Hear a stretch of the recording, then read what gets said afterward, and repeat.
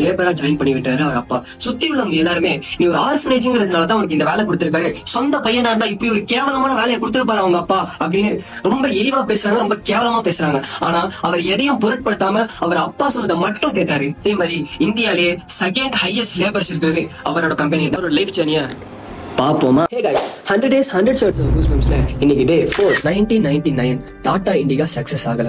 So இந்த fort கம்பெனிட்டே போய் take over பண்ண சொல்லி ரெக்வஸ்ட் பண்றாரு. அப்போ ஃபோர்ட் கம்பெனி ரட்டன் டாடாட்ட உனக்கெல்லாம் எதுக்கு கார் பிசினஸ், மூடிட்டு ஸ்டீல் பிசினஸ் மட்டுமே பண்ணலாம்னு சொல்லி அசிங்கப்பட்டு அனுப்பி. அப்போ அவர் மும்பைக்கு வந்துட்டு நம்ம இந்த துறையில எப்படியாவது ஜெயிக்கணும்னு அது ரொம்ப முயற்சி பண்றாரு. முயற்சி மேல முயற்சி பண்ணி 9 வருஷத்துக்கு அப்புறம் ஃபோர்ட் கம்பெனினாலேயே அவங்க கம்பெனியை ரன் பண்ண முடியாம டாடாட்ட வந்து ஃபோர்ட் கம்பெனியை வாங்க சொல்லி ஃபோர்ட் கம்பெனியை ரெக்வஸ்ட் பண்றாங்க. அவர் ஃபோர்ட் கம்பெனியையே வாங்குறாரு, ஜாகுவார் கம்பெனியையும் வாங்குறாரு, ரேஞ்ச் ரோவர் கம்பெனியையும் வாங்குறாரு. அது மட்டும் இல்லாம அரௌண்ட் 66% ப்ராஃபிட்ல இருந்து டொனேஷன் மட்டும் பண்ணிருக்காரு. அவர் இது வரைக்கும் 102 பில்லியன் டொனேஷன் மட்டுமே பண்ணிருக்காரு ரட்டன் டாடா. நம்மள அசிங்கப்படுத்தினவங்க முன்னாடி அவங்கள பழி வாங்குறதை விட்டுட்டு, அவங்களுக்கு ரிவெஞ்ச் எடுக்கிறத விட்டுட்டு ரட்டன் டாடா மாதிரி அவங்க முன்னாடி ஜெயிச்சு காமிக்கணும்னு மட்டும் நினைங்க.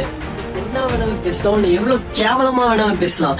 ஆனா நீ உன் பேச்சையும் உன் பேரண்ட்ஸ் பேச்சையும் மட்டும் கேட்டா போதும், no one can stop you. இந்த மாதிரி யூஸ்ஃபுல்லான வீடியோ தெரிஞ்சுக்க மறக்காம நம்ம பேஜை ஃபாலோ பண்ணிடுங்க.